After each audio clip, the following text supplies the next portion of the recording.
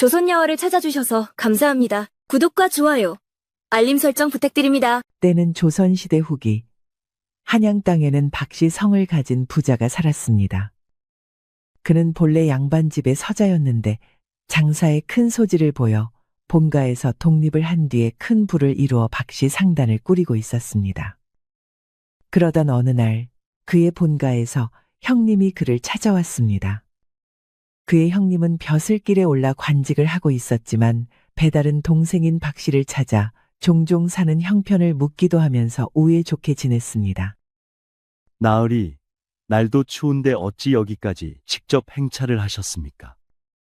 내 아우가 보고 싶어 왔다네. 이제 아버님도 돌아가셨으니 형님이라 부르라니까.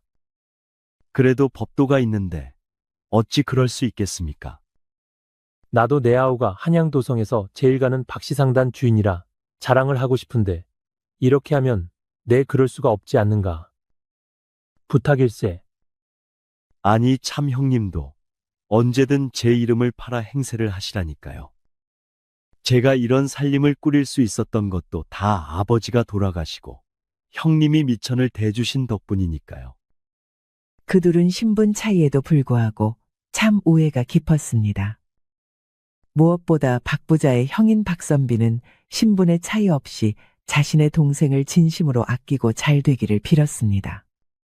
그 마음을 알았기에 박 부자 역시 박선비를 가슴속 깊이 존경하고 따랐습니다. 내 오늘은 아우에게 부탁이 있어서 찾아왔네. 예, 그것이 무엇입니까? 무엇이든 말씀만 하십시오. 이 아이를 좀 부탁해도 되겠나? 박 부자의 형 박선비는 자신의 뒤를 따라온 10살 정도 먹은 한 아이를 가리켰습니다. 그러고 보니 박선비의 뒤에는 처음 보는 여자아이가 있었지요. 겁을 먹은 듯한 표정이었지만 똘망똘망한 눈망울에 몸가짐이 발랐습니다. 아니, 웬 여자아이입니까? 실은 내 오랜벗의 딸이라네. 이 아이가 태어나자마자 어미가 죽고 내 친구 혼자 이 아이를 키워왔는데 내 친구마저 저번 달에 세상을 뜨고 말았다네. 저런, 친척도 없고 형편도 좋지 않아. 이대로 뒀다가는 길거리 거지가 되거나 기생집에 팔려갈 처지일세. 그렇다고 내가 거두기에도 영 형편이 좋지 않아. 내 이렇게 신세를 부탁하러 왔네. 그랬습니다. 박선비는 양반의 몸으로 태어나 글 공부를 하여 과거에 합격을 하고 관리의 길을 걸었지만 원래도 그리 넉넉하지 못했던 집안인지라 살림살이가 그다지 부유하지는 못했습니다. 거기에 딸린 처자식도 많았으니 군식구를 더 드리기 눈치가 보였던 것이었지요. 하지만 박 부자는 형이 챙겨준 장사 미천으로 크게 부를 일구어 그 누구보다 잘 사는 처지였으니 그 형님이 이렇게 친구의 딸을 의탁하러 온 것이었습니다. 내 평소에 내 식솔들도 자네에게 신세를 지면서 미안하게 됐네만 이 아이가 아주 영특하니 영 쓸모가 없지는 않을 걸세. 걱정 마십시오, 형님. 형님의 친후분이라면 저도 예전에 한 번 뵌 적이 있죠. 제가 잘 거두어 고이 키우겠습니다. 박 부자는 인자한 미소를 띠면서 겁먹은 표정으로 박선비의 옷깃을 잡고 있는 여자아이를 쳐다보았습니다. 순하지만 총명해 보이는 인상이 왠지 마음에 들었지요. 아가, 나도 네 아버지를 뵌 적이 있단다. 참 바르고 올곧은 선비님이셨지. 정말입니까? 어르신도 저희 아버님을 아십니까? 그럼 그때 내가 봤을 때는 너는 겨우 걸음마를 떼던 아기였는데 벌써 이렇게 의젓하게 컸구나. 이제 내 집에서 잘 살 수 있겠느냐? 예. 저를 거두어만 주시면 시키는 일은 뭐든 열심히 하겠습니다. 어쩜 말도 이리 영특하게 하는지. 이름이 무엇이냐? 윤진명입니다. 이룰진의 밝을명. 늘 밝은 기운을 떨치며 살라고 아버님께서 지어주셨습니다. 옳지. 형님, 아이가 참으로 영특합니다. 그렇지? 내 친우 말로는 이 아이가 이미 글도 웬만큼 다 깨우쳤고 산악도 잘한다 하니 상단에서 잘 쓰일 것이네. 잘 부탁하네. 걱정 마십시오. 그리고 들어오셔서 식사를 하고 가십시오. 안 그래도 큰댁에 보낼 쌀섬을 챙겨가려던 참이었습니다. 내가 자네에게 늘 미안하네 그려. 박선비와 박상단의 주인 박부자는 그렇게 서로 우애 있게 지냈습니다. 박부자는 박선비의 집안 형편을 돌보아주고 박상단에게 행패를 부리는 양반이 있으면 박선비가 도와주는 식으로 서로에게 큰 도움이 되기도 했지요. 그런 와중에 박선비가 부탁한 진명이라는 아이를 박부자가 꺼려할 이유는 없었습니다. 오히려 아들만 둘이었던 그는 진명이를 딸처럼 아끼고 좋은 옷을 입히고 좋은 음식을 먹이며 키웠습니다. 그리고 양반의 신분에 맞게 대우를 해주려고 했지요. 하지만 박부자의 아내 김씨 부인의 생각은 달랐습니다. 평양 상단의 딸이었던 김씨 부인은 남편인 박부자가 평소 자신의 형을 챙기는 것도 좋아하지 않았고 거기에 진명이를 남편이 애지중지하는 것도 좋아하지 않았지요. 그래서 진명이를 불러내어 온갖 집안일을 시켰습니다. 진명이 너, 내가 시킨 일은 다 했느냐? 예, 마님. 마당도 다 쓸고 마루도 다 닦아놓았습니다. 지금은 소월이와 함께 가서 빨래를 하고 올 참입니다. 그래, 알았다. 빨래를 하고 와서는 도련님들 글 공부를 돕고 산악 공부도 도와야 한다. 알았느냐? 예, 마님. 걱정 마십시오. 진명은 그러나 앙칼진 김씨 부인의 분부에 한치의 어긋남도 없이 몸을 움직이며 모든 요구를 따랐습니다. 하지만 진명이 더 바지런하고 빈틈없이 김씨 부인의 요구에 응하면 응할수록 김씨 부인은 그런 진명을 이뻐하기는커녕 점점 더 미워하고 구박하기만 했습니다. 아씨는 우리 같은 천것도 아닌데 왜 마님이 이런 험한 일을 시켜도 참고만 있나요? 사람에 따라 할 일이 있고 업고가 따로 있니? 오히려 네가 내 신세보다 나을 거야. 낫다니요. 저희는 대대로 이 박씨 집안에서 종노릇을 하는 중인데 그래도 너는 아프면 품어주는 어머니가 있고 너를 감싸주는 아버지도 있잖니. 나보다는 낫지. 하기는 주인 나으리도 아씨를 잘 돌볼 것처럼 하더니 여기서 마님이 이리 구박을 하시는데도 모른 척만 하시고 계시네요. 모른 척이라니. 이렇게 걷어서 먹여주고 입혀주시는데 그 은혜만으로도 나는 되었어. 얼른 빨래나 하고 오자. 또 혼이 나겠다. 예, 아씨. 박부자는 진명을 거두고 애지중지 좋은 것을 입고 먹는지는 살폈지만 자신의 아내인 김씨 부인이 대놓고 진명을 구박하고 몸종처럼 부리는 것은 모른 척했습니다. 어떤 때는 박부자가 보는 앞에서 대놓고 진명에게 소리를 지르는 것을 보기도 했지만 그때도 헛기침만 하며 외면할 뿐이었지요. 어린 진명은 그것이 서럽고 슬펐지만 그래도 묵묵히 참고 인내했습니다. 박부자와 김씨 부인에게는 두 아들이 있었습니다. 큰 아들인 준상과 작은 아들인 준서였습니다. 그 둘은 앞으로 이 큰 상단을 물려받기 위해 열심히 공부를 하고 있었습니다. 김씨 부인은 두 아들을 공부시키기 위해 조선 최고의 독선생을 모셔서 공부를 가르쳤지요. 그리고 어느 날부터 진명이도 함께 공부를 했습니다. 공부가 끝나면 두 도령의 숙제와 나머지 공부를 가르치는 역할을 해야만 했지요. 그 정도로 진명은 머리가 영특했습니다. 비록 셋 중 가장 나이가 어렸음에도 말이지요. 박부자의 작은 아들 준서는 그런대로 공부도 잘 따라가고 이해력도 빨랐지만 가장 큰 문제는 큰 아들인 준상이었습니다. 준상은 머리가 좋고 나쁘고를 떠나 공부에 아예 관심이 없었습니다. 툭하면 공부 시간에 도망을 가 독선생으로부터 꾸중을 듣기 일쑤였습니다. 부인, 오늘도 큰 아드님이 수업에 나오지 않았습니다. 예? 내 분명 공부 시간에 늦지 말라 일렀거늘. 그뿐 아닙니다.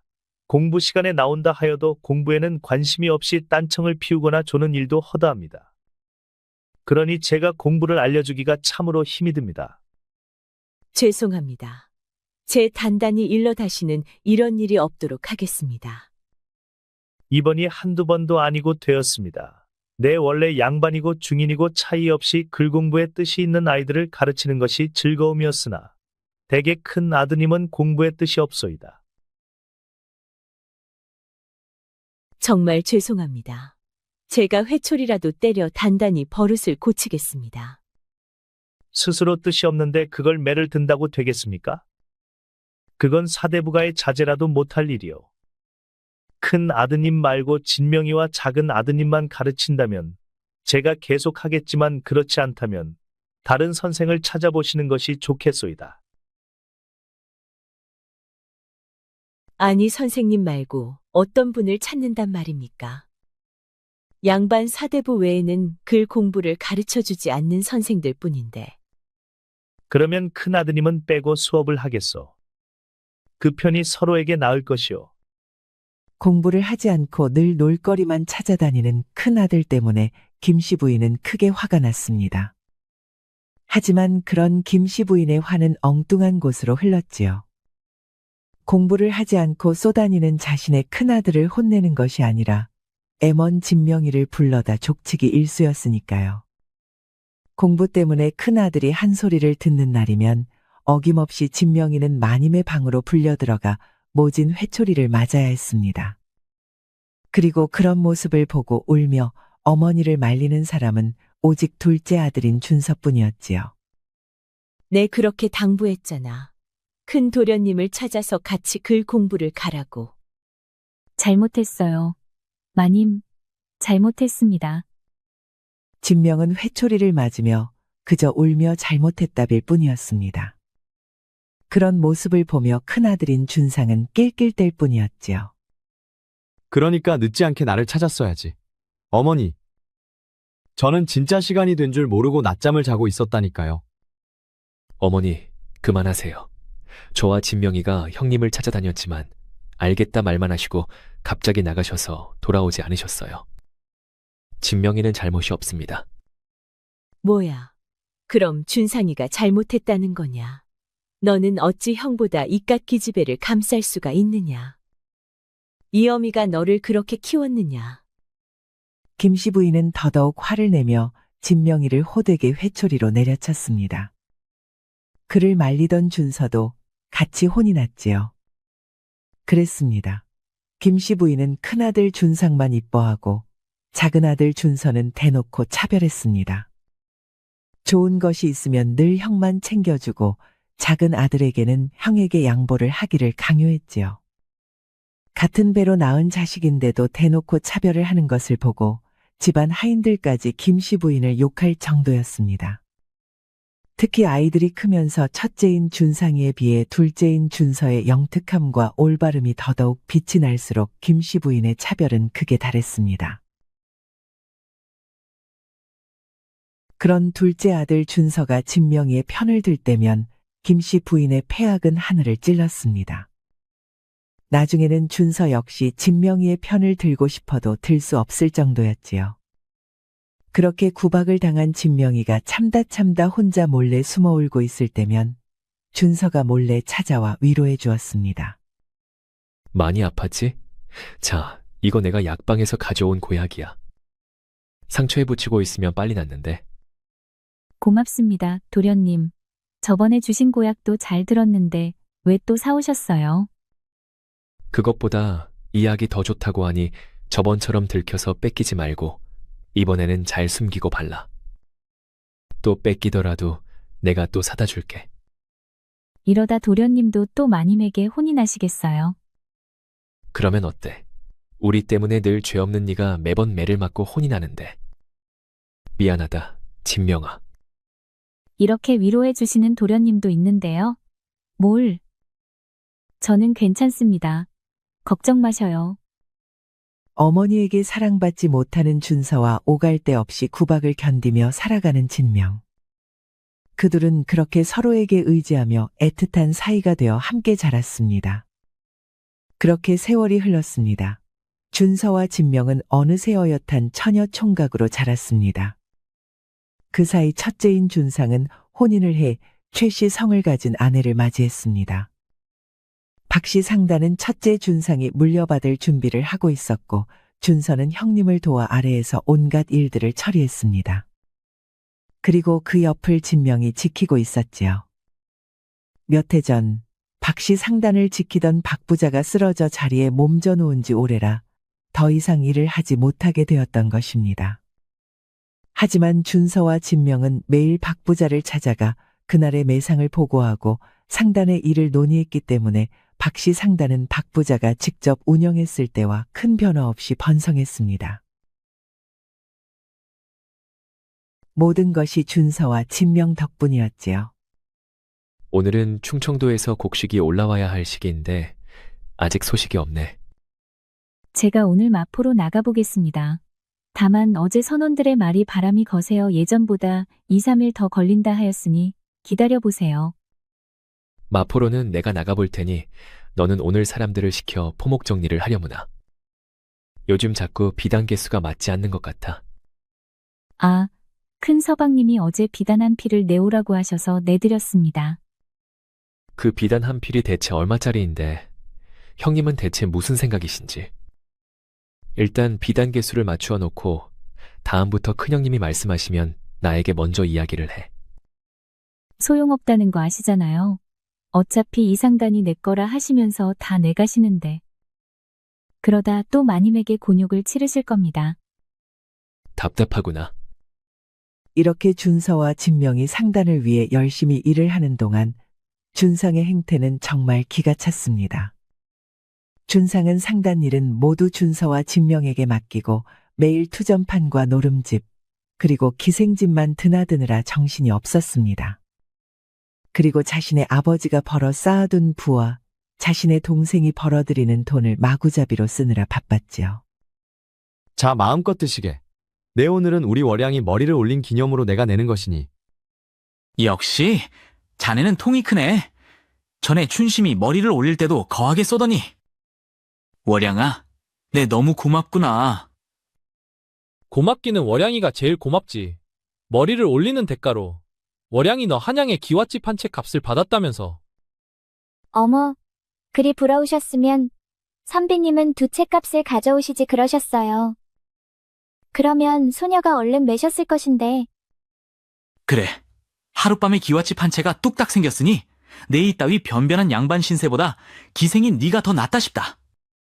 자네는 무슨 그런 소리를 하나. 아무리 그래도 사대부 양반인 자네가 어찌 우리 같은 신분과 비교가 되겠어. 얼른 술이나 마시게. 준상은 돈 꽤나 있다는 중인 자제들과 그들과 어울려 술이나 얻어먹는 몰락한 양반의 자제들과 어울리면서 돈을 펑펑 써댔습니다. 자신의 부인이나 어머니인 김씨 부인이 아무리 말려도 듣지를 않았지요. 매일매일 재산이나 축내며 밖으로 돌아다니자 김씨 부인은 준상의 아내인 최 씨도 구박했습니다. 하지만 상인의 딸인 최 씨도 성격이 만만치는 않았지요. 네가 매일 바가지를 긁어대니까 애가 저렇게 밖으로 놔두는 것이 아니냐. 마음을 잡아서 집에서 일을 하도록 해봐야지. 그게 제 탓입니까? 이게 다 어머니가 너무 오냐오냐 키우셨기 때문이 아닙니까? 뭐야. 이래도 괜찮다, 저래도 괜찮다 하시면서 잘못이 있을 때면 전부 도련님과 진명이 탓만 하시고 저희는 내버려 두었으니 이 지경이 된 거 아닙니까? 이제 아버님이 돌아가시면 저희는 어떡합니까? 아직 멀쩡히 살아있는 네 아버지 이야기는 왜 하느냐. 빨리 돌아가시기라도 했으면 좋겠느냐. 어머님, 생각을 해보십시오. 상단 운영은 이미 도련님과 그 진명인가? 뭔가 둘이 다 해먹고 있는데 이 상황에서 아버님이 돌아가신다 생각해 보십시오. 저희는 어찌 되겠습니까? 어찌 되긴 어찌 돼. 어차피 이 상단은 네 남편 것이야. 내가 그리 할 것이야. 잘도 그리 되겠습니다. 돈이 흐르는 곳으로 사람이 몰리는 것이 세상 이치인데 평생 장사치 집안에서 사셨으면서 그것도 모르십니까? 저희는 쫓겨날 것입니다. 뭐라? 어머니 신세도 다를 바 없을 것입니다. 그러니 애 먼저만 잡지 말고 빨리 방도를 마련해야 합니다. 아시겠어요? 상인의 딸이었던 최 씨는 머리 회전이 빠르고 동계산이 빠른 인물이었습니다. 그런 모습이 장사에는 관심이 없던 큰아들과 잘 어울릴 것 같아 혼사를 치룬 것이지만 박 부자와 김 씨 부인은 최 씨가 얼마나 탐욕스러운지는 미처 알지 못했던 것이지요. 최 씨는 어리석은 모정에 사로잡힌 김 씨 부인의 옆에서 계속 둘째 아들에 대한 이간질을 했습니다. 박 부자가 세상을 뜨면 상단을 장악한 둘째 아들 준서가 진명과 짜고 자신들을 쫓아낼 것이니 빨리 정리를 해야 한다고 말이죠. 그 말을 철석같이 믿은 김 씨 부인은 병석에 누워있는 박 부자를 들들 볶았습니다. 빨리 재산 정리를 합시다. 영감. 그게 무슨 소리요? 지금 상단을 전부 준서와 진명이 그년이 관리하고 있잖아요. 이러다가는 상단을 그 둘이 빼돌려 지들 것으로 하면 어떡합니까? 빼돌리다니. 어차피 나는 상단을 절반으로 공평하게 준상이와 준서에게 나눠줄 생각이었어. 아니, 자꾸 준상이 이 녀석이 이리 살면 모두 준서에게 물려줄 수도 있어. 뭐요? 그게 무슨 소리입니까? 엄연히 준상이가 큰 아들인데. 절반도 말이 안 되는 소리인데 전부 준서에게 물려준다니. 지금 준상이 하는 짓을 보시오. 이게 이 상단을 이어갈 놈이 할 행동이요? 내 당장 이 녀석을 주리를 틀어도 모자랄. 박 부자는 말을 마치지 못하고 기침을 했습니다. 그는 자신의 몸이 갈수록 쇠약해지고 있다는 걸 깨달았지요. 박 부자의 말을 들은 김 씨 부인은 매서운 눈으로 자신의 남편을 노려보다 횡하니 자리를 나가버렸습니다. 방 밖에는 두 사람의 이야기를 듣고 있던 며느리 최 씨가 김 씨 부인을 기다리고 있었지요. 그 모습을 보자 박 부자는 아차 싶었습니다. 분명 무슨 일이 일어날 것만 같았지요. 박 부자는 밤새 생각에 잠겼습니다. 하지만 거동이 힘든 그에게는 당장 다른 대책이 없었습니다. 무엇보다 말은 그렇게 했지만 준상과 준서 둘 다 박 부자 자신의 자식이었으니 누굴 하나 내치기도 누굴 하나 버릴 수도 없었기 때문이었습니다. 하지만 예전부터 대놓고 자식들을 차별하던 자신의 아내 김 씨와 돈에 대한 탐욕으로 가득한 최 씨를 그대로 뒀다가는 큰 사단이 날 것이라는 걸 박 부자는 직감했습니다. 그때였습니다. 누군가가 박 부자를 불렀습니다. 인자하고 따뜻한 음성이었지요. 아우님, 아우님. 형님, 아니 여긴 어쩐 일이십니까? 우리 아우님이 보고 싶어 왔지. 아, 오늘은 내 친우도 같이 왔다네. 잘 지내셨어? 내 우리 진명이만 맡겨두고 인사를 하지 못해. 미안했어. 무슨 말씀이십니까? 제가 잘 거둔다고 거두었는데 모자란 부분이 많았습니다. 박 부자는 갑자기 몸이 가벼워지는 것을 느꼈습니다. 그는 자리에서 벌떡 일어나 자신의 형님과 그 친구인 윤선비에게 절을 올렸지요. 아니요. 우리 진명이가 험한 세상 잘 헤쳐나가도록 일부러 강하게 키운 것을 내 알고 있어. 진명이가 배골치 않고 비단 옷을 입고 산 것은 전부 아우 덕이요. 하지만 제 처가 모질게 대한 것을 막지 못해 송구합니다. 다 좋은 마음으로 그런 것을 알고 있어. 그러나 이번에는 내가 좀 도와야겠기에 일이 찾아왔다오. 예. 아우님, 가서 내 아들에게 준서와 진명이를 데리러 오라고 하시게. 준철이 서방님에게요? 그래. 준철이가 충청도 땅 현령으로 가게 되었으니 같이 딸려 보내고 자네는 큰 아들에게 모든 상단을 맡기겠다고 해. 그것이 모두가 살 길일세. 하지만 그렇게 전부 다 큰애에게 줘버리면 우리 준서와 진명이는 어쩝니까? 준서와 진명이는 알아서 잘할 것일세. 자네가 그리 키웠지 않았나? 우리 아버지가 그랬던 것처럼 벼석 선만 들려 보내면 될 걸세. 아니, 아무리 그래도. 괜찮네. 걱정 말게. 그리고 이제 푹 쉬시게. 그 말을 듣고 박 부자는 눈을 떴습니다. 그는 그제야 몇 년 전에 돌아가신 자신의 형님이 진명의 아버지와 함께 자신을 찾아온 꿈이었다는 걸 깨달았지요. 그리고 잠에서 깨자마자 큰 결심을 했습니다. 그날 아침 날이 밝자마자 박 부자는 준서와 진명을 불렀습니다. 이른 새벽에 갑자기 부른 것이라 둘은 어리둥절한 표정이었지요. 박 부자는 둘을 바라보며 말했습니다. 너희 둘은 지금 당장 짐을 싸서 떠나거라. 준서야, 너 사촌 형님인 준철 서방님 댁을 알고 있지? 예, 그렇습니다. 가면 준철 서방님이 기다리고 계실 것이다. 이번에 충청도 땅으로 현령이 되어서 가시니 그 뒤를 따라 잘 모시거라. 아니, 아버님 어찌 갑자기 여기를 떠나라 하십니까? 그것이 네가 살 길이니 묻지 말거라.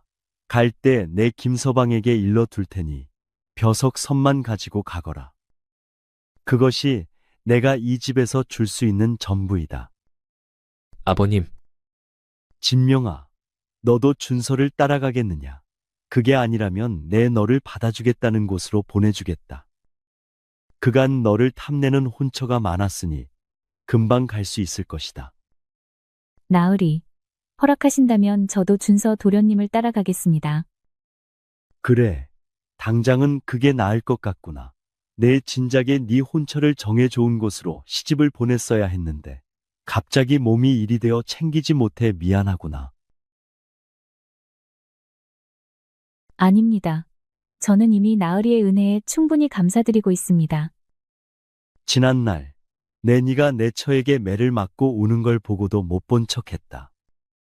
네 스스로 강하게 일어나 잘 살아가길 바라는 마음이었는데 그래도 좀 바람막이가 되어줄 걸 후회가 되는구나. 마음에 맺혔느냐? 전혀 아니옵니다.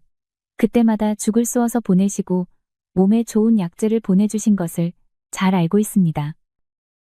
준서야, 네 어미와 형은 틀렸다. 이미 재산에 눈이 멀어 천륜과 일륜도 다 저버릴 사람들이니 이제 스스로 살기를 찾도록 해라. 나 역시 예전 집에서 아버지가 보내주신 쌀 석섬을 들고 나와 이 부를 이루었느니라. 아버님, 너는 할 수 있다. 아니, 오히려 나보다 훨씬 더 나은 사람이 되어 주변에 많이 베풀며 좋은 상인이 되거라. 진명이가 곁에 있으니 더 빨리 이룰 것이다. 아버님, 꼭 그리하겠습니다. 그때까지 반드시 건강히 지내십시오. 나의 시간은 얼마 남지 않았다. 부고가 전해지더라도 준서 너 혼자 올라와 상만 치르고 가거라. 진명이는 꼭 좋은 혼처를 찾아 주어야 한다. 예, 꼭 그리하겠습니다. 걱정하지 마십시오. 그렇게 이른 새벽에 준서와 진명은 벼석선만 등에 지고 길을 떠났습니다. 그리고 충청 고을 현령으로 떠나는 사촌 준철 행렬을 따라 먼 길을 떠났지요. 사촌 준철은 그 막대한 부를 두고 거의 맨몸으로 따라오는 준서와 진명이를 의아하게 여겼지만 더 이상 자세한 것은 묻지 않고 살뜰히 서로를 챙겼습니다. 하지만 고을 현령이라고 해서 재산이 큰 것은 아니니 준서와 진명은 낡은 오두막에서 새로운 인생을 시작해야 했지요. 진명은 자신이 챙겨온 놀이개와 가락지를 팔아 작은 초가집을 마련했습니다. 준서가 쌀섬을 팔려 했지만 진명이 말렸지요. 안 됩니다. 그건 나으리가 저희 장사미천을 하라고 주신 것이니 이 놀이개와 가락지를 팔아 집을 구하면 됩니다. 그건 예전에 아버님과 내가 사준 것이 아니오. 그 귀한 걸. 그러니 이것은 온전히 제 것이지 않습니까? 여기서는 값을 더 귀하게 쳐주니 땅도 조금 살 수 있습니다. 장사미천은 장사를 시작할 때 써야 합니다. 그것이 무엇이 다르다는 말이오. 곧 있으면 모내기를 해야 할 때가 되지 않습니까? 저희가 가져온 쌀섬은 벼종자이니 이 한 섬이면 30 맞이기도 충분히 모내기를 할 수 있습니다. 그러나 모두들 벼종자를 가지고 있었을 것이 아니요. 아닙니다. 작년에 여기는 흉년이 들어 종자가 충분하지 않았습니다. 준철이 서방님 관아의 창고에도 종자씨가 모자라 고충이 있다는 상소가 있었습니다. 두고 보십시오. 저희가 가져온 벼석섬은 곧 기와집 한 채 값이 될 것이니. 진명의 예상은 적중했습니다.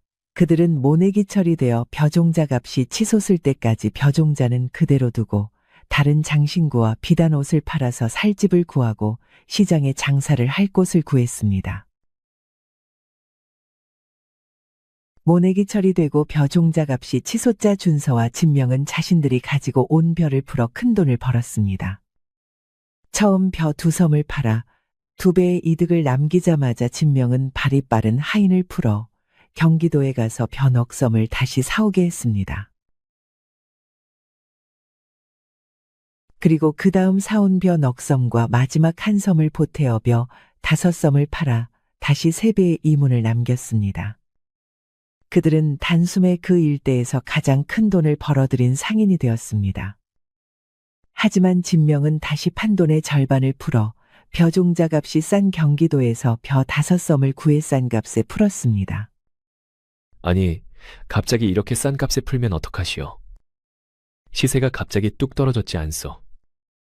도련님은 나으리의 말씀을 기억하지 못하십니까?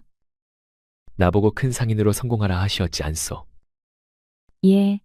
그리고 주변에 어려운 사람도 꼭 도우라 하셨습니다. 이제 모내기철이 다 끝나갑니다.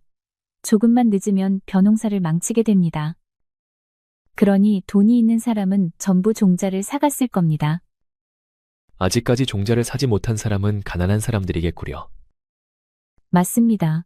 봄이 이리 깊도록 아직 종자를 사지 못한 사람들은 정말 가난한 사람들입니다. 그간 사고 싶어도 비싸서 사지 못했으니 이제는 그들에게도 저희가 번 돈을 돌려주어야 하지 않겠습니까? 준서는 진명의 현명함에 감탄했습니다. 어릴 때부터 진명이 현명하고 똑똑하다는 것을 알기는 했지만 큰 상단을 운영했을 때보다 아예 처음부터 상단을 새로 시작하고 보니 진명의 진가는 더더욱 빛을 발했던 것이죠. 그들은 무사히 그곳에서 자리를 잘 잡았습니다. 그런데 준서와 진명이 한숨을 돌리자마자 한양집에서 불길한 소식이 날아들었습니다. 바로 박부자의 부고 소식이었죠. 준서는 그 자리에 털썩 주저앉았습니다. 그리고 사촌 준철과 함께 황급히 길을 떠났지요. 내 급히 다녀오겠소. 그동안 몸 조심하고 상단을 잘 지키고 있으시오. 저도 가고 싶습니다. 왜 저는 못 가게 하십니까? 나도 그 마음 알겠소. 하지만 아버지가 오지 말라고 했던 걸 잊었소이까. 모든 것이 아버지 말씀대로 되지 않았소. 그러니 마음이 안타까워도 그냥 여기에 있는 게 낫겠소. 준서는 진명을 달래놓고 준철과 황급히 길을 떠났습니다.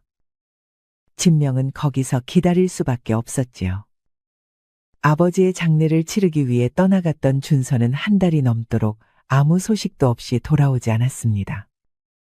답답해진 진명은 서신을 보내보기도 하였지만 답장이 오지 않았습니다. 그때 준서의 사촌인 준철이 다시 관아로 돌아왔다는 소식을 듣고 진명은 황급히 준철을 만나기 위해 관아로 달려갔습니다. 나으리, 우리 준서 도련님은 왜 같이 오시지 않은 것입니까? 아, 걱정 말거라. 재산을 정리하느라 할 일이 많아. 그러니 너보고 안심하고 기다리라고 하더구나. 예, 재산을요? 그래, 작은 아버님이 돌아가시고 그 큰 재산을 이제 나누어야 하지 않겠느냐. 곧 너에게 소식이 갈 것이다.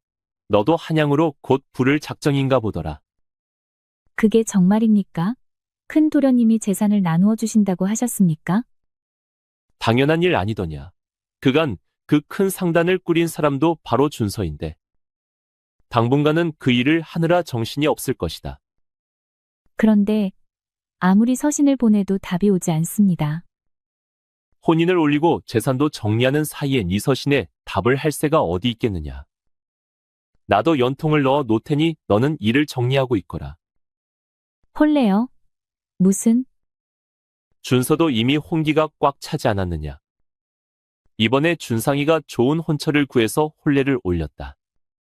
재산을 정리하는 김에 분가를 할 셈인가 보더라. 아니, 준서 도련님이 혼인을 하시는 겁니까? 그래, 나도 혼인을 하는 걸 보고 오는 길이다.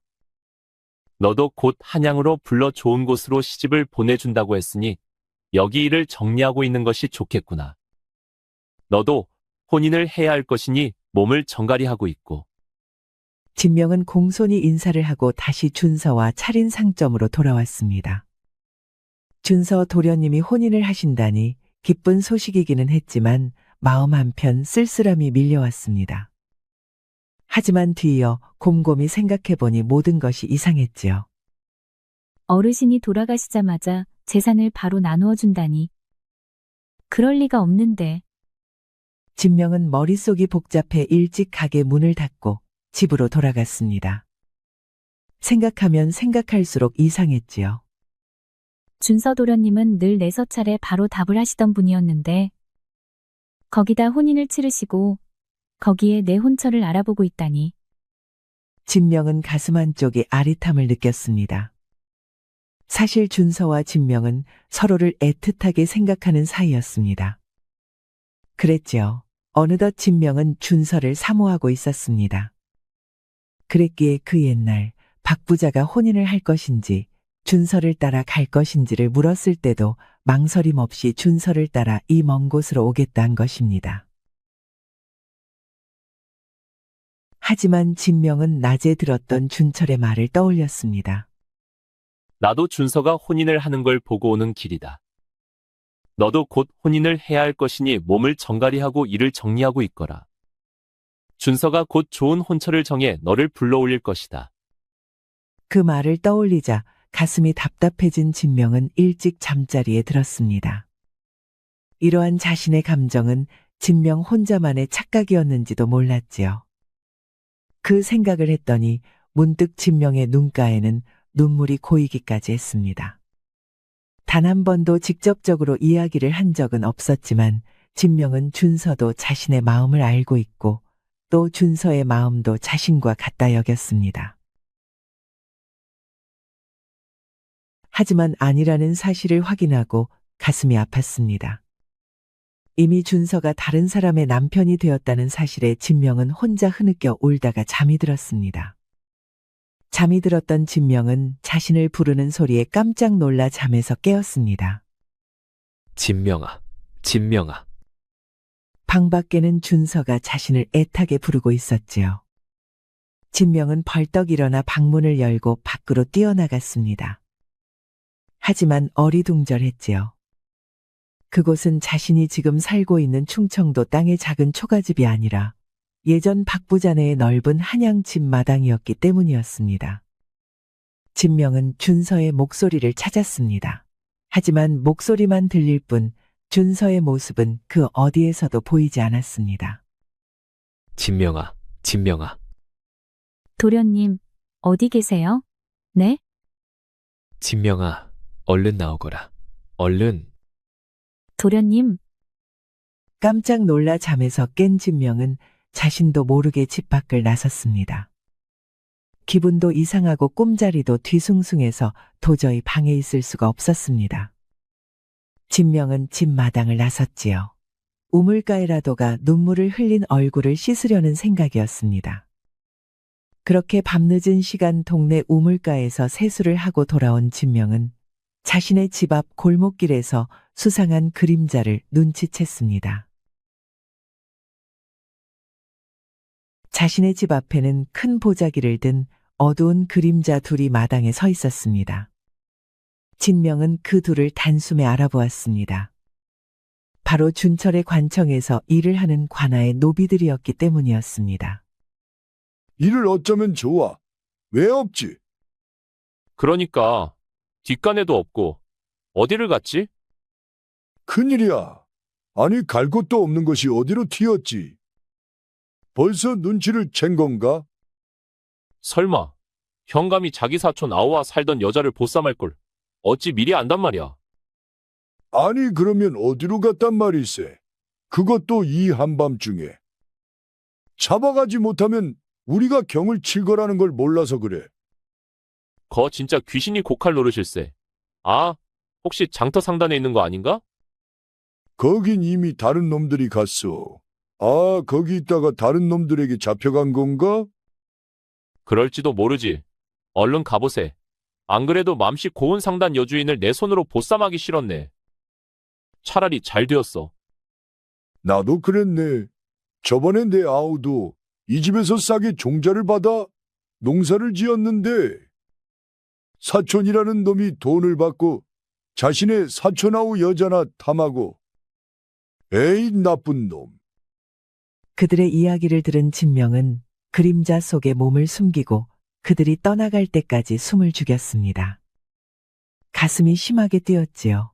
그리고 그들이 사라지자마자 급히 집에서 돈이 될 만한 것들을 챙겨 미련 없이 길을 떠났습니다.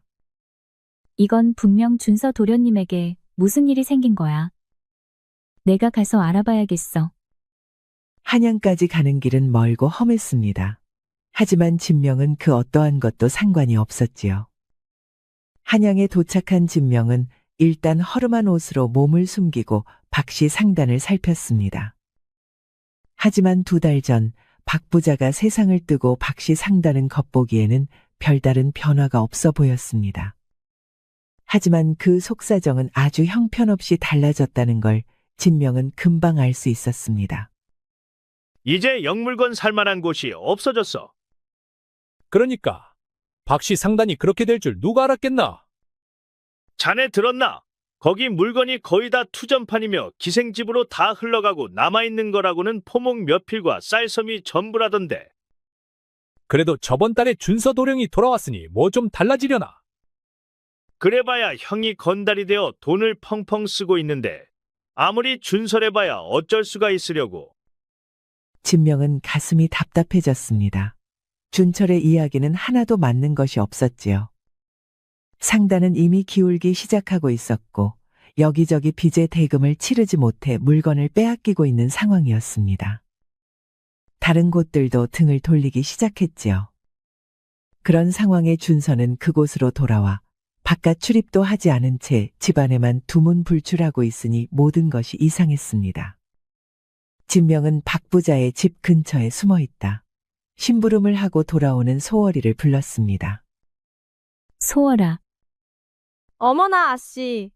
그간 어디 계셨어요? 큰마님이 아씨와 준서 도련님이 집을 나가시고 얼마나 불같이 화를 내셨는지 아세요? 그보다 소월아, 이게 어찌된 일이니? 준서 도련님은 어디 계셔? 아씨, 조심히 저를 따라오셔요.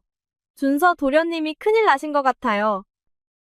소월이는 진명이를 남몰래 쪽문을 통해 집 안으로 데리고 들어갔습니다.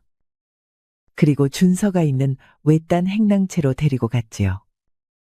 도련님은 여기 갇혀 계세요. 저희가 밥을 드리고 있는데 식사도 제대로 안 하십니다. 갇혀 계시다니. 무슨 소리야. 혼인을 하셨다며. 그게 혼인이 아니에요. 이를 어쩌면 좋습니까? 차마 제 입으로 말할 수 없습니다. 아니, 대체 왜 그러느냐? 응? 소월이가 털어놓는 이야기는 너무나도 충격적인 것이어서 진명이도 그 자리에 털썩 주저앉을 수밖에 없었습니다. 박 부자가 진명과 준서를 집 밖으로 내보낸 뒤부터 박씨 상단은 급격하게 기울기 시작했다고 했습니다. 그도 그럴 것이 그간 상단을 꾸려온 사람이 갑자기 없어지니 이를 제대로 볼 사람이 없었던 것이지요. 사람들의 성화에 못 이겨 큰아들 준상이 상단을 지키고 있기도 했지만 아는 것이 없어서 도저히 일을 할 수 없었습니다. 오히려 더 큰 사고를 치기만 했지요. 그걸 보고 가장 화를 낸 사람은 바로 준상의 처 최 씨라고 했습니다. 서방님은 대체 똑바로 하는 것이 무엇입니까? 이런 셈도 제대로 못 맞추셔서 어떻게 이 상단을 이끌려고 하시는 겁니까? 다른 사람이 하면 되지 않소. 정 그러면 당신이 하시던가. 왜 나보고 하라고 난리인 것이오. 되었습니다. 힘들게 일을 하려고 여기 시집을 온 것이 아닙니다. 일을 할 사람을 구하면 그만이지? 그 이후로 최 씨는 친정에서 아는 사람을 한 명 데리고 와 상단을 맡겼다고 했습니다. 하지만 운영이 조금 이상했다고 했지요. 그들은 박 씨 상단의 재산을 조금씩 자신의 친정으로 전부 빼돌린 것입니다. 그러나 그걸 제대로 아는 사람은 없었습니다. 박 부자가 세상을 뜨고 장례를 치르러 왔던 준서가 장부를 살펴보기 전까지는 말이지요. 그리고 준서는 장부를 가지고 따지러 형수의 방으로 갔다고 했습니다. 어두웠던 그날 밤, 박 부자의 아내 김씨 부인은 일찍 잠자리에 들고 큰아들 준상은 그날도 기생집으로 달려가 방탕하게 놀고 있었습니다. 준서는 혼자 장부를 점검하다 준상의 아내 최 씨의 부름을 받고 방으로 갔지요. 도련님이 저를 좀 뵙자고 하셨다면서요? 예. 하지만 오늘은 시간이 늦었으니 내일 낮에 이야기를 하시죠. 낮에는 일이 많아서 일단 이 차를 한 잔 드세요. 친정에서 구해온 귀한 차입니다. 준서는 형수의 권유에 차를 마셨습니다. 향이 좋았지만 입안에 들어오자 역한 냄새가 확 풍겨 준서는 급히 꿀꺽 삼켜야만 했지요. 그 모습을 보던 최 씨는 웃음을 흘렸습니다. 교태를 숨긴 묘한 웃음이었지요. 장부가 이상합니까? 예? 알고 계셨습니까? 형수님이 데려온 사람과 이미 말을 맞춘 것입니까? 어찌 이러실 수 있습니까? 제 남편이 이미 장사해도 그 어디에도 소질이 없다는 걸 알고 있지 않소? 그러니 그 재산을 잘 쓰일 곳으로 가져가는 것뿐이요. 이대로 두면 전부 투전판이나 기생집에서 사라질 돈인데 뭐가 나쁘다고 그러시오? 아무리 그래도 이건 도적질입니다. 저는 절대 그냥 넘어가지 않을 것. 여기까지 이야기하다가 준서는 머리가 핑 도는 것을 느꼈습니다. 쓰러질 것만 같아 준서는 급히 땅을 짚었지요. 하지만 점점 눈앞이 뱅글뱅글 돌았습니다. 그 모습을 보며 최 씨는 깔깔 웃으며 옷고름을 풀었지요. 준서는 눈앞이 아득해졌습니다. 도적질이요? 좋습니다. 진짜 도적질은 오늘 밤 도련님이 하시는 겁니다. 그것도 아주 천륜이 노할 도적질을 말이지요. 다음 날 아침 잠에서 깨어난 준서는 옆에서 곤히 잠든 웬 여인의 모습을 보고 소스라치게 놀랐습니다. 옆에는 바로 자신의 형수가 헐벗은 채 잠들어 있었던 것입니다. 허겁지겁 방을 빠져나가려던 준서는 방 밖을 지키고 있던 준철에게 잡혔지요. 이 금수만도 못한 놈이 어디서 감히. 아닙니다. 아닙니다. 부디 형님과 어머님께는 이 사실을 알리지 말아 주십시오. 준서는 무릎을 꿇고 눈물을 쏟았습니다. 그날 이후로 준서는 바로 이 행랑채에 갇힌 채 아무와도 만나지 못하고 매일 아침 일찍 상단에 나가 일을 하고 밤늦게 돌아오는 생활을 하는 중이라는 것이었습니다. 이야기를 들은 진명은 충격으로 자리에서 한동안 일어나지 못했습니다. 하지만 이상했습니다. 소월아, 준철이 서방님이라고 했느냐? 예, 제가 작은 마님 시중을 들잖아요. 방 앞에서 준철이 서방님과 그 사단이 나는 걸 제가 봤어요. 아니 그런데 그 새벽에 준철이 서방님은 그걸 어찌 알고 거기가 있었던 것이냐? 그것도 사촌 안 사람의 방 앞에. 그러고 보니 그것도 그러네요. 소월아, 이제부터 내 부탁을 좀 들어다오. 꼭 들어주어야 한다. 진명의 부탁을 들은 소월은 조용히 사라졌습니다. 그리고 어두운 밤을 틈타 진명은 준서가 갇혀있는 방문을 조용히 열고 손짓을 했지요. 도련님, 접니다. 진명. 진명아, 네가 어찌 여기까지 왔어? 쉿 도련님, 이제부터 제 말을 잘 들으십시오. 그래야 여기서 무사히 나가실 수 있습니다. 진명아, 나는 금수만도 못한 놈이다. 나는 준서는 울먹이며 진명의 손을 잡았습니다. 하지만 진명은 그런 준서의 손등을 짝 하고 때렸지요. 정신 차리세요. 도련님. 도련님은 결백하신 분입니다. 저는 그런 도련님을 믿는데 왜 도련님은 스스로를 못 믿는 것입니까? 진명아, 자, 얼른 서두르세요. 지금 바로 기생집으로 가시는 겁니다. 아셨죠? 한편 그 시각 큰아들 준상의 아내 최 씨의 방에서는 최 씨와 최 씨가 친정에서 불렀다는 일꾼 양서방이 둘이 앉아 낄낄대고 있었습니다. 그 순진한 둘째는 아직도 질질 짜고만 있어? 그럼요. 아직도 지가 나와 동침한 줄 알고 매일 내 얼굴을 볼 때마다 어쩔 줄을 몰라 하는 중이랍니다. 하, 순진한 녀석. 잘 되었어. 이렇게 대충 있다가 멀리 내쫓아 버리지 뭐. 당신 서방은 어찌할 거야? 어쩌긴 뭘 어째? 그냥 내버려두면 기생들 치마폭에 쌓여 있다. 빈털터리가 되면 쫓겨나겠지? 그때까지 일이 어떻게 된 걸지도 모를걸? 그럼 내 편하게 일을 처리하면 되겠네. 재산을 야금야금 빼돌리기도 귀찮았는데 둘째만 얼른 처리하면 아예 다 처분해서 우리 뜹시다. 아이, 그렇게만 되면 얼마나 좋아? 얼른 먼 곳으로 가서 살아요, 우리? 그들의 대화를 듣던 진명은 조용히 혀를 찼습니다. 모든 것이 탐욕스러운 최 씨의 계략이었지요. 그리고 김 씨 부인과 큰아들은 일이 이렇게 되는 줄은 꿈에도 모르고 있었습니다. 그때 소월이 나섰습니다. 마님, 야참을 가지고 왔습니다. 야참? 무슨 야참이냐? 낮에 명나라에서 귀한 다과가 들어왔습니다. 나으리께서 작은 마님이 저녁을 드시고 나면 갖다 드리라고 보내셨습니다. 알았으니 문 밖에 두고 가렴. 소월은 최 씨의 문 앞에 귀한 과자와 따뜻한 차를 두고 물러나왔습니다. 진명은 그 모습을 지켜보고만 있었지요. 얼마나 시간이 지났을까. 잠에서 깬 최 씨는 깜짝 놀랐습니다. 방 안에서 자신이 양서방과 함께 헐벗은 채 꼭 껴안고 잠에 들어 있었던 것입니다. 최 씨는 급히 양서방을 깨웠습니다. 이보시게. 얼른 일어나시게. 아이고 머리야. 응? 이게 어찌된 일이오? 빨리 일어나시오. 누가 보면 큰일이오. 아니 이게 무슨 일이야? 둘은 이불 속에서 잠이 깨어 허둥지둥 거렸습니다. 그때였죠. 갑자기 최 씨의 방문이 벌컥 열리더니 누군가 들어서다 멈칫했습니다. 그리고 벌거벗은 채 부둥켜 안은 그들의 모습을 보더니 고함을 지르는 것이었습니다. 이년놈들이 지금 무슨 짓이야? 내 이것들을. 왜야? 그게 무슨 말이냐? 아니 이것들이 지금 뭐 하는 짓이야? 최 씨는 혼비백산했습니다.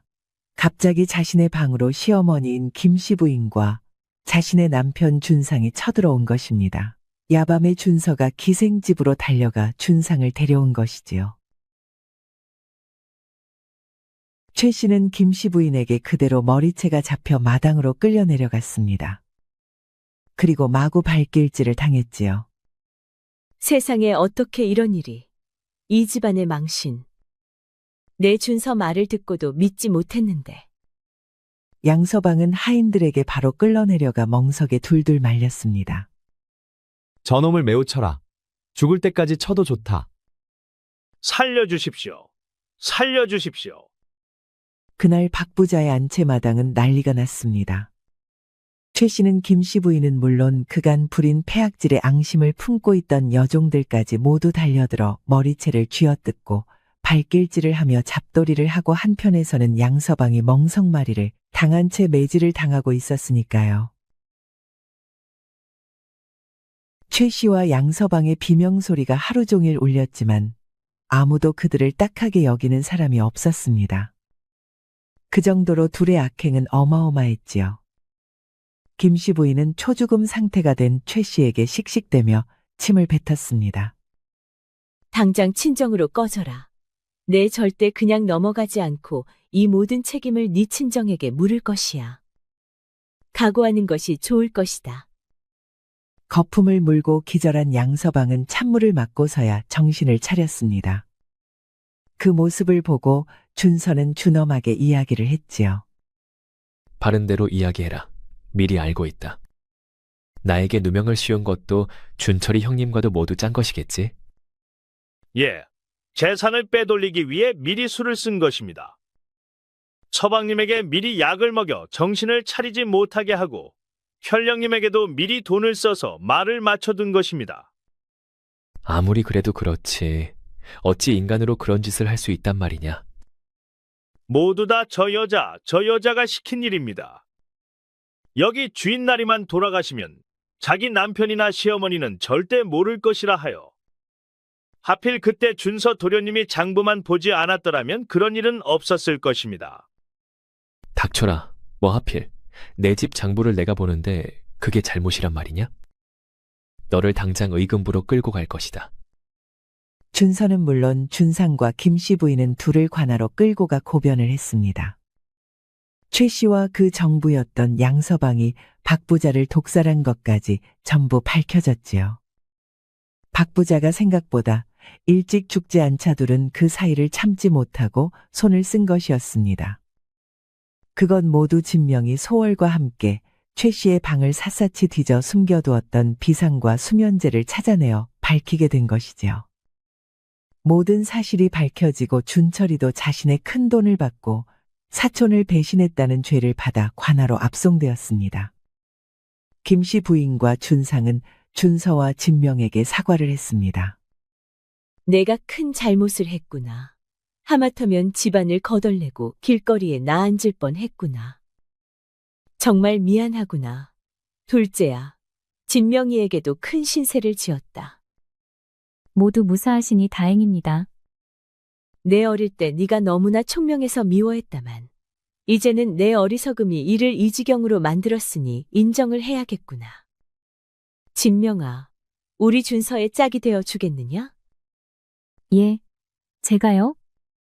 그래, 이제 네가 우리 집안을 맡아다오.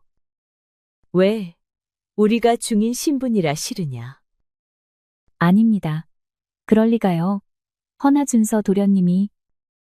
진명이 고개를 숙이며 얼굴을 붉혔습니다. 사실 준서의 마음을 진명은 아직 알지 못했던 것이지요. 하지만 준서 역시 얼굴을 붉히며 외쳤지요. 내가 아직까지 장가를 안 간 연유를 정말 모르느냐? 나는 너밖에 없다. 진명아. 혹시라도 네가 나를 싫어할까 싶어서 내가 말도 못한 걸 몰랐느냐? 그둘은 아버지의 3년상을 마치고 곧 혼례를 치루었습니다. 김씨 부인과 준상은 그동안의 과오를 마음 깊이 뉘우치고 살았지요. 준상은 준서의 밑에서 착실하게 일을 배웠습니다. 장사에 큰 소질은 없었지만 충격적인 일을 겪고 나서인지 준상은 웬만한 상인만큼은 일을 배웠지요. 준상은 준서와 진명이 혼례를 치룬 뒤 어머니인 김씨 부인을 모시고 준서가 내려갔던 충청도로가 거기서 상단을 꾸리며 소박하지만 행복하게 살았습니다. 그곳에서 만난 참한 아가씨와 다시 혼인도 하고 아들, 딸도 낳고 잘 살았지요. 자신에게는 골치 아프고 힘든 큰 상단의 일보다 조용히 작은 상단을 꾸리며 사는 것이 더 행복하다고 하면서 말이죠. 어쩌면 준상 역시 큰아들의 책임감에 짓눌려 자신이 이루고자 하는 것을 뒤늦게야 이룬 것일지도 몰랐습니다. 준서와 진명은 그 이후로도 조선 최고의 상단을 꾸리면서 아들, 딸을 잘 키우며 살았습니다. 상업이 점점 발달하기 시작한 조선 후기에 이미 양반이니 중인이니 하는 신분은 큰 의미가 없었습니다. 그저 큰 부를 누리고 주변에게 많은 것을 베푸는 준서와 진명은 이미 그 누구보다 큰 존경과 존중을 받으며 살았으니까요. 그리고 그 부를 바탕으로 자손대대로 훌륭한 인물을 배출하며 평안한 인생을 살다 갔습니다. 흔히 한 사람에게는 그 사람이 감당할 만한 시련이 온다고 합니다. 그리고 그 사람이 감당할 만한 그릇의 자리가 온다고도 하지요. 이 말은 보통 아무리 힘든 어려움이라고 할지라도 우리가 이겨내지 못할 것은 없다는 말처럼 쓰이기도 하지만 반대로 생각하면 그만큼 한 사람이 마음먹은 만큼 해내지 못할 것은 없다는 것이기도 합니다. 부잣집에 태어났거나 가난한 집에서 태어났거나 아니면 하는 일이 잘 풀리거나 혹은 하는 일마다 잘 안 풀리는 사람들이 있다 하더라도 우리는 열심히 그리고 늘 주변을 돌보면서 살아야만 합니다. 그것이 우리의 사명이자 또 우리의 앞날을 바꾸게 하는 열쇠일 것이기 때문입니다. 들어주셔서 감사합니다. 구독과 좋아요, 알림 설정을 꼭 부탁드립니다. 우리 이야기가 여러분들에게 조금이나마 재미를 선사할 수 있기를 바랍니다. 다른 재미있는 영상도 많으니 즐겁게 봐주세요. 그럼 여러분 모두 행복하고 즐거운 시간 되세요.